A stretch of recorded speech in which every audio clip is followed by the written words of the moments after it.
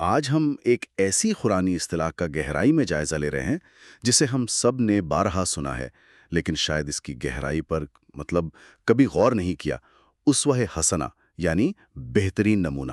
جی عام طور پر جب ہم یہ سنتے ہیں تو ذہن فوراً ایک ہی شخصیت کی طرف جاتا ہے، بالکل۔ لیکن ہمارے سامنے جو ذرائع ہیں وہ ایک حیران کن نکتہ پیش کرتے ہیں۔ وہ یہ کہ قرآن اس ایک اصطلاح کے تحت دو الگ الگ لیکن ایک دوسرے سے جڑے ہوئے ماڈل پیش کرتا ہے۔ اچھا۔ جی، یہ دو مختلف پیغمبروں سے منسوب ہیں اور ان کا دائرہ کار بھی بالکل مختلف ہے۔ تو آج کا مقصد ان دونوں ماڈلز کی پرتیں اتارنا ہے، یہ دیکھنا ہے کہ یہ ایک دوسرے سے کیسے جڑتے ہیں اور یہ جاننا ہے کہ ان کے فرق کو سمجھنا ایک متوازن شخصیت کی تعمیر کے لیے کیوں اتنا ضروری ہے۔ بالکل، اور یہ گتھی واقعی سلجھانے کے لائق ہے۔ اسوہ حسنہ کا لفظی مطلب ہے سب سے خوبصورت یا بہترین رول ماڈل۔ یہ کوئی خیالی تصور نہیں، بلکہ ایک ایسا عملی نمونہ ہے جس کی حقیقی زندگی میں پیروی کی جا سکے۔ صحیح۔ جیسا آپ نے کہا، قرآن میں یہ اصطلاح دو جگہوں پر نمایاں طور پر استعمال ہوئی ہے، اور یہی اس ساری گفتگو کی بنیاد ہے۔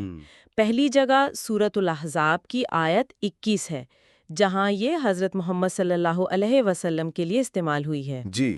اور دوسری جگہ سورۃ الممتحنہ کی آیت 4 ہے، جہاں یہ حضرت ابراہیم علیہ السلام اور ان کے ساتھیوں کے لیے استعمال ہوئی ہے۔ ایک ہی اصطلاح، دو مختلف پیغمبر، دو مختلف سیاق و سباق۔ یہیں سے ہماری آج کی تحقیق شروع ہوتی ہے۔ تو آئیے پہلے اس ماڈل سے شروع کرتے ہیں جو ہماری روزمرہ کی زندگی سے سب سے زیادہ تعلق رکھتا ہے۔ ہمارے ذرائع نے اسے بڑی خوبصورتی سے روزمرہ کا آپریٹنگ سسٹم کہا ہے۔ یعنی حضرت محمد صلی اللہ علیہ وسلم کا نمونہ جو ہمارے طرز عمل، ہمارے رویے اور معاملات سے تعلق رکھتا ہے۔ لیکن یہاں جو بات مجھے سب سے دلچسپ لگی وہ یہ ہے کہ آیت صرف یہ نہیں کہتی کہ نبی کی پیروی کرو، نہیں، بلکہ وہ اس ماڈل کو فعال کرنے، اسے آن کرنے کے لیے 3 شرائط بتاتی ہے۔ یہ صرف نقالی نہیں بلکہ ایک پوری ذہنی کیفیت ہے نا؟ آپ نے بالکل صحیح نقطہ پکڑا ہے۔ یہ شرائط ہی اس ماڈل کی روح ہے۔ سورۃ احزاب کی آیت 21 میں اللہ تعالیٰ فرماتے ہیں کہ رسول اللہ صلی اللہ علیہ وسلم میں بہترین نمونہ تو ہے، لیکن ہر کسی کے لیے نہیں۔ اچھا۔ یہ صرف ان کے لیے ہے جو 3 شرائط پوری کرتے ہیں۔ پہلی شرط، لمن کانا یرجو اللہ، یعنی جو اللہ سے امید رکھتا ہو۔ یہ مایوسی کی نفی ہے۔ امید، ٹھیک۔ دوسری شرط، والیوم الآخرہ، یعنی جو آخرت کے دن پر یقین رکھتا ہو۔ یہ احتساب کا شعور ہے۔ اور تیسری شرط، وذکر اللہ کثیرا، یعنی جو کثرت سے اللہ کو یاد کرتا ہو۔ یہ غفلت سے بچاؤ ہے۔ ان تینوں کے بغیر نبی صلی اللہ علیہ وسلم کی پیروی صرف ایک خالی خول، ایک بے جان رسم بن کر رہ جاتی ہے۔ تو یہ امید، احتساب اور یاد دہانی ہی وہ انجن ہیں جو اس اسوہ کو ہماری زندگی میں زندہ کرتے ہیں۔ بالکل۔ اور یہ صرف نظریاتی باتیں نہیں لگتی۔ جب ہم اسے عملی زندگی پر لاگو کرتے ہیں تو اس کی طاقت سمجھ آتی ہے۔ مثلاً پہلی شرط، اللہ سے امید رکھنا۔ اس کا کیا مطلب ہے؟ جب آپ کو مان لیں دفتر میں کوئی بڑا دھچکا لگے یا کوئی ذاتی نقصان ہو جائے۔ بہت اچھا سوال ہے۔ فرض کریں ایک شخص کی نوکری چلی جاتی ہے۔ اب اگر اس کے اندر یہ شرط یعنی اللہ سے امید موجود نہیں تو اس کا پہلا رد عمل گھبراہٹ، مایوسی اور شاید غصہ ہوگا۔ وہ سوچے گا میرے ساتھ ہی ایسا کیوں ہوا؟ جی، ایک فطری رد عمل ہے۔ لیکن اگر وہ اس قرآنی شرط پر پورا اترتا ہے تو اس کا پہلا خیال ہوگا یہ اللہ کی طرف سے آزمائش ہے۔ اس نے ایک دروازہ بند کیا ہے تو یقیناً اس سے بہتر دروازہ کھولے گا۔ میرا کام صبر اور دعا کے ساتھ کوشش کرنا ہے۔ رویے کا یہ فرق تو زمین آسمان کا ہے۔ بالکل، ایک رویہ آپ کو توڑ دیتا ہے، دوسرا آپ کو پہلے سے زیادہ مضبوط بنا دیتا ہے۔ یہی امید کا عملی مظہر ہے۔ اور دوسری شرط، یوم آخرت کا شعور۔ کیا یہ صرف عبادات تک محدود ہے یا ہمارے روزمرہ کے فیصلوں پر بھی اثر انداز ہوتا ہے؟ یہی ہے جس میں تھوڑا سا جھوٹ بول کر یا ناقص مال دے کر بہت زیادہ منافع کمایا جا سکتا ہے۔ اب اگر آخرت کا شعور نہیں ہے تو شاید آپ دنیاوی فائدے کو ترجیح دیں۔ لیکن اگر آپ کے ذہن میں یہ سوال اٹھے کہ اگر کل قیامت کا دن ہو اور یہ ڈیل اللہ کے سامنے پیش کی جائے تو کیا میں سرخرو ہوں گا؟ تو آپ کا فیصلہ فوراً بدل جائے گا۔ تو یہ ایک طرح کا اندرونی اخلاقی قطب نما یعنی مورل کمپس بن جاتا ہے۔ بالکل، یہی نبی صلی اللہ علیہ وسلم کے اسوہ کی بنیاد تھی۔ ان کا ہر عمل آخرت کی جواب دہی کے احساس سے جڑا تھا۔ بالکل۔ اور تیسری شرط، اللہ کا ذکر کثیر، یہ بھی بہت دلچسپ ہے۔ اکثر لوگ اسے صرف تسبیح پڑھنا سمجھتے ہیں۔ جی ہاں، یہ ایک عام غلط فہمی ہے۔ لیکن ان نوٹس میں اس کی بڑی وسیع تشریح کی گئی ہے۔ جی ہاں، ذکر کثیر کا مطلب صرف زبان سے اللہ اللہ کرنا نہیں ہے۔ اس کا مطلب ہے کہ اللہ آپ کے شعور میں ہر وقت زندہ رہے۔ آپ گاڑی چلا رہے ہیں، ٹریفک میں پھنسے ہیں، غصہ آ رہا ہے، لیکن آپ کے منہ سے گالی کے بجائے لا حول ولا قوت الا باللہ نکلتا ہے۔ اچھا۔ آپ کوئی خوبصورت منظر دیکھتے ہیں تو بے اختیار سبحان اللہ کہتے ہیں۔ آپ کام کر رہے ہیں اور مشکل پیش آتی ہے تو آپ یا اللہ مدد کہتے ہیں۔ یہ ہے ذکر کثیر۔ یعنی اللہ کے ساتھ ایک مسلسل تعلق۔ جی، ایک مسلسل تعلق جو آپ کو ہر لمحہ یاد دلاتا ہے کہ آپ اکیلے نہیں ہیں، آپ کا ایک رب ہے جو آپ کو دیکھ رہا ہے۔ یہ کیفیت ہی انسان کو چھوٹے چھوٹے گناہوں اور بڑی بڑی غلطیوں سے بچاتی ہے۔ یہ تو رویے کا ایک بہت جامع فریم ورک ہے۔ لیکن اس سے ایک سوال پیدا ہوتا ہے، اگر ہمارا سارا زور رحم، انصاف اور نرمی پر ہے تو کیا اس کا مطلب یہ ہے کہ ہمارے بنیادی عقائد بھی لچکدار ہونے چاہیے؟ کہیں ایسا تو نہیں کہ سب کو خوش کرنے کی کوشش میں ہم اپنی بنیاد ہی کھو بیٹھیں؟ میرے خیال میں یہیں پر حضرت ابراہیم علیہ السلام کا ماڈل ہمارے ذرائع میں سامنے آتا ہے۔ یہ ایک بہترین سوال ہے، اور یہی وہ نقطہ ہے جو ہمیں دوسرے ماڈل کی طرف لے جاتا ہے۔ آپ نے بالکل درست فرمایا، اگر صرف نرمی اور لچک ہی دین ہوتا تو پھر عقیدے کی مضبوطی کا کیا مطلب رہ جاتا؟ صحیح۔ اسی لیے قرآن ہمیں دوسرا اسوہ حسنہ بھی دیتا ہے، جو سورۃ الممتحنہ کی آیت 4 میں حضرت ابراہیم علیہ السلام اور ان کے ساتھیوں سے منسوب ہے۔ اور اس کا دائرہ کار بالکل مختلف ہے۔ جی، اس ماڈل کا تعلق روزمرہ کے آداب یا سماجی رویوں سے نہیں، بلکہ نظریاتی وفاداری، عقیدے کی وضاحت اور اپنی شناخت پر قائم رہنے سے ہے۔ یہ ماڈل ہمیں بتاتا ہے کہ ایک مومن کی وفاداری کس کے ساتھ ہے اور کس نظریے پر وہ کوئی سمجھوتا نہیں کر سکتا۔ اور اسی آیت میں وہ حصہ آتا ہے جو اکثر غلط فہمی کا شکار ہوتا ہے، جہاں بدا بیننا و بینکم العداوۃ والبغضاء ابدا، یعنی ہمارے اور تمہارے درمیان ہمیشہ کے لیے دشمنی اور بغض ظاہر ہو گیا ہے، جیسے سخت الفاظ استعمال ہوئے ہیں۔ جی، آج کل کے دور میں جب بین المذاہب ہم آہنگی پر اتنا زور ہے، یہ الفاظ بہت سے لوگوں کو الجھن میں ڈال دیتے ہیں۔ یہ الجھن بہت فطری ہے، لیکن اس کا جواب قرآن خود دیتا ہے۔ یہاں ذرائع ایک بہت اہم اصول واضح کرتے ہیں۔ قرآن کو سمجھنے کے لیے قرآن ہی کا استعمال کرنا چاہیے۔ صحیح۔ آیت میں عداوت اور بغض کا ذکر ذاتی دشمنی یا سماجی ظلم کے لیے نہیں ہے۔ یہ شرک کے نظریے سے مکمل نظریاتی بیزاری اور اصولوں کی بنیاد پر علیحدگی کا اعلان ہے۔ یعنی یہ ایک نظریاتی موقف ہے، ذاتی دشمنی نہیں۔ بالکل، یہ کہنے کے مترادف ہے کہ ہمارا اور تمہارا راستہ، ہماری اور تمہاری منزل جدا ہے۔ ہم توحید پر قائم ہیں اور تم شرک پر۔ ان دو نظریات میں کبھی مفاہمت نہیں ہو سکتی۔ اور اس کی سب سے بڑی دلیل؟ اس کی سب سے بڑی دلیل اسی سورت کی آیت نمبر 8 ہے، جو چند آیات کے بعد ہی آتی ہے۔ آیت نمبر 8؟ ہاں، اس میں اللہ تعالیٰ فرماتے ہیں کہ اللہ تمہیں ان لوگوں کے ساتھ نیکی اور انصاف کا برتاؤ کرنے سے نہیں روکتا جنہوں نے تم سے دین کے معاملے میں جنگ نہیں کی، اور نہ ہی تمہیں تمہارے گھروں سے نکالا۔ یہ تو بالکل واضح کر دیتی ہے بات۔ بالکل، ایک ہی صورت میں قرآن پہلے نظریاتی علیحدگی یعنی آیت 4 کا اصول بیان کرتا ہے اور پھر سماجی حسن سلوک یعنی آیت 8 کا حکم دیتا ہے۔ تو نظریاتی مخالفت کا مطلب انسانی وقار کا احترام ختم کرنا یا سماجی تعلقات میں ظلم کرنا ہرگز نہیں۔ ہرگز نہیں۔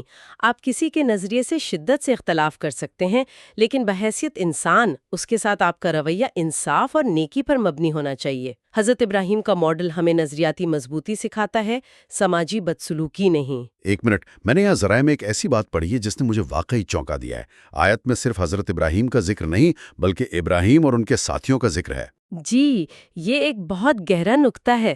میں نے ہمیشہ اسے ایک فرد کی کہانی سمجھا تھا، لیکن یہ تو ایک اجتماعی موقف کی بات ہو رہی ہے۔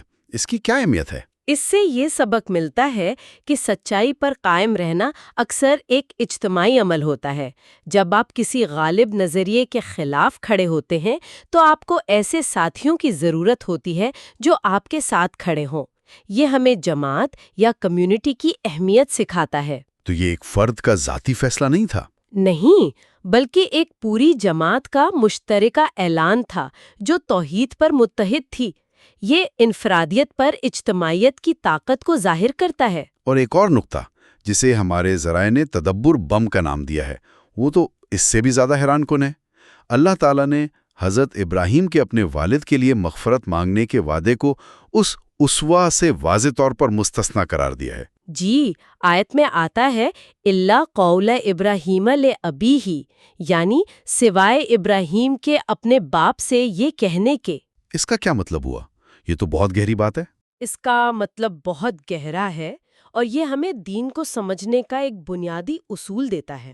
اس کا مطلب یہ ہے کہ پیغمبروں کے ذاتی، جذباتی یا انسانی فیصلے بھی خود بخود اسوہ یا قابل تقلید نمونہ نہیں بن جاتے۔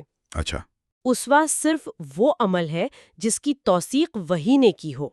حضرت ابراہیم نے اپنے والد سے محبت کی وجہ سے مغفرت کی دعا کا وعدہ کیا جو ایک فطری انسانی جذبہ تھا۔ جی، لیکن جب وحی کے ذریعے واضح ہو گیا کہ ایک مشرک کے لیے مغفرت کی دعا نہیں کی جا سکتی تو اللہ نے ان کے اس عمل کو ہمارے لیے نمونہ بننے سے روک دیا۔ اس سے پتہ چلتا ہے کہ دین میں حتمی اتھارٹی وحی کی ہے، کسی شخصیت کے ذاتی جذبات کی نہیں، چاہے وہ پیغمبر ہی کیوں نہ ہو۔ واہ، یعنی محبت یا خاندانی تعلق بھی نظریاتی اصولوں پر حاوی نہیں ہو سکتا۔ بالکل۔ ٹھیک ہے، اب میں تھوڑا الجھ رہا ہوں۔ ہمارے پاس اب دو ماڈل ہیں، ایک حضرت محمد صلی اللہ علیہ وآلہ وسلم کا جو نرمی، رحم اور تعلقات استوار کرنے پر مبنی ہے، اور دوسرا حضرت ابراہیم علیہ السلام کا جو نظریاتی سختی اور اعلان پر مبنی ہے۔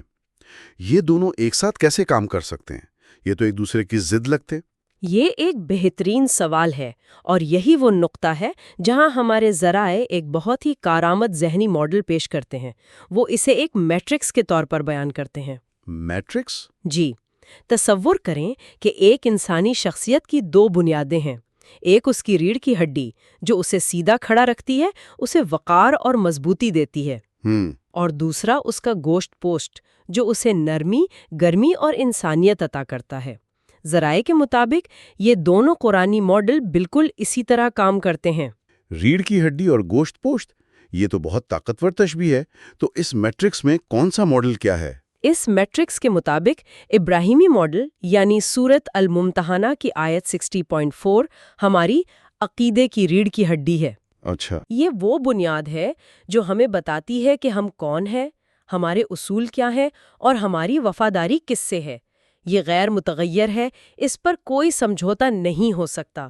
یہ ہمیں نظریاتی طور پر مضبوط اور باوقار بناتی ہے۔ اور پھر محمدی ماڈل ہمارے کردار کا گوشت پوست ہے؟ بالکل، محمدی ماڈل یعنی سورۃ الاحزاب کی آیت 33.21 ہمارے کردار کا گوشت پوست ہے۔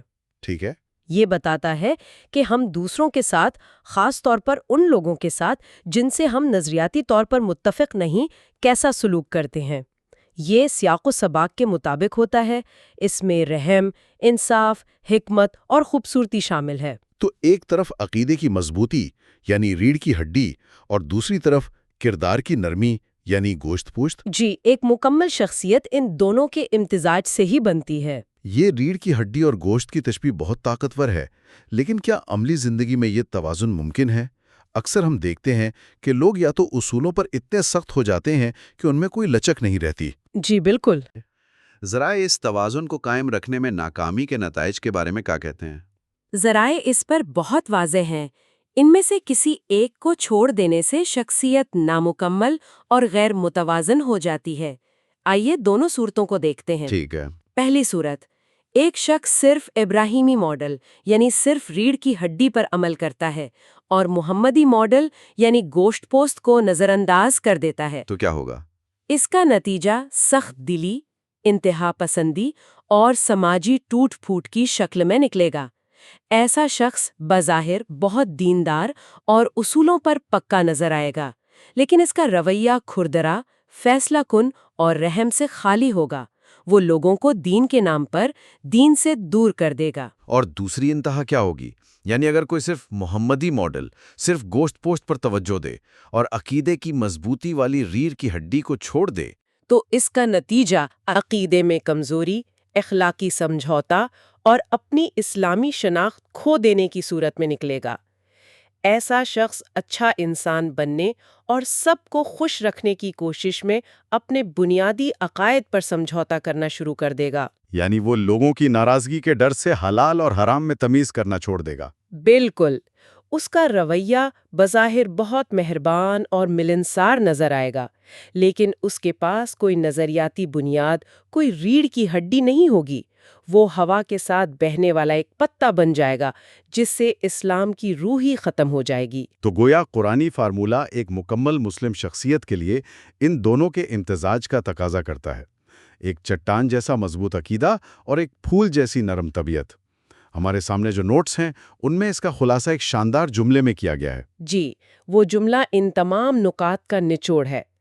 آیت 60.4 یعنی ابراہیمی ماڈل یہ طے کرتی ہے کہ آپ کا تعلق کس سے ہے، یعنی آپ کی وفاداری اللہ اور اس کے دین کے ساتھ غیر مشروط ہے۔ اور آیت 33-21 اور آیت 33.21 یعنی محمدی ماڈل یہ طے کرتی ہے کہ آپ ان لوگوں سے کیسا سلوک کرتے ہیں جن سے آپ کا تعلق نہیں ہے، یعنی وہ لوگ جو آپ کے عقیدے پر نہیں ہیں۔ یہ توازن ہی اصل کمال ہے، اور یہی اسوہ حسنہ کی جامع ترین تعریف ہے۔ تو آج ہم نے اسوہ حسنہ کی ایک بظاہر سادہ اصطلاح سے آغاز کیا اور قرآن کے اندر دو الگ لیکن ایک دوسرے کو مکمل کرنے والے ماڈل دریافت کیے۔ ایک حضرت ابراہیم علیہ السلام کا ماڈل جو عقیدے کی ریڑھ کی ہڈی ہے ہماری نظریاتی مضبوطی کے لیے، اور دوسرا حضرت محمد صلی اللہ علیہ وسلم کا ماڈل جو کردار کا گوش پوست ہے، ہمارے سماجی رویوں کی خوبصورتی کے لیے۔ اور اس ساری گفتگو کا مقصد صرف علمی بحث نہیں بلکہ اسے اپنی روزمرہ کی زندگی میں اتارنا ہے۔ اسی لیے ان ذرائع میں روزانہ خود احتسابی کے لیے دو بہت عملی سوالات تجویز کیے گئے ہیں۔ اچھا، پہلا سوال جو ابراہیمی ماڈل کی جانچ کرتا ہے وہ یہ ہے، کیا میں نے آج لوگوں کی قبولیت حاصل کرنے کے لیے یا کسی مشکل سے بچنے کے لیے اپنے عقیدے پر کوئی سمجھوتا کیا؟ اور دوسرا سوال جو محمدی ماڈل کی جانچ کرتا ہے وہ یہ ہے، کیا میں نے آج سچ کا دفاع کرتے ہوئے یا اپنے اصول پر قائم رہتے ہوئے اپنے رویے، زبان یا عمل سے کسی کو ناحق تکلیف پہنچائی یا کسی کے ساتھ ناانصافی کی؟ جی، یہ دو سوالات روزانہ کی بنیاد پر ہمارے اس اندرونی توازن کو قائم رکھنے میں زبردست مدد دے سکتے ہیں۔ بالکل۔ یہ ماڈل صرف 1400 سال پہلے کی تاریخی شخصیات کے بارے میں نہیں ہے، یہ ایک زندہ فریم ورک ہے، ایک گائیڈ بک ہے جو آج کی پیچیدہ دنیا میں ہماری رہنمائی کر سکتی ہے۔ اور اسی پر ہم آج کی گفتگو ختم کرتے ہیں ایک آخری سوچ کے ساتھ جو ہمارے سامعین کے لیے ہے۔ ایک ایسی دنیا جو ہمیں مسلسل دو انتہاؤں کی طرف دھکیلتی ہے، یا تو اپنی شناخت میں انتہا پسند اور سخت ہو جاؤ، یا پھر اپنی شناخت کو مٹا کر مکمل طور پر سمجھوتا کر لو۔ کیا یہ قرآنی ماڈل یعنی ایک مضبوط عقیدے کی ریڑھ کی ہڈی اور ایک نرم اخلاق کا دل ہمیں کوئی تیسرا، زیادہ متوازن اور زیادہ خوبصورت راستہ پیش کرتا ہے؟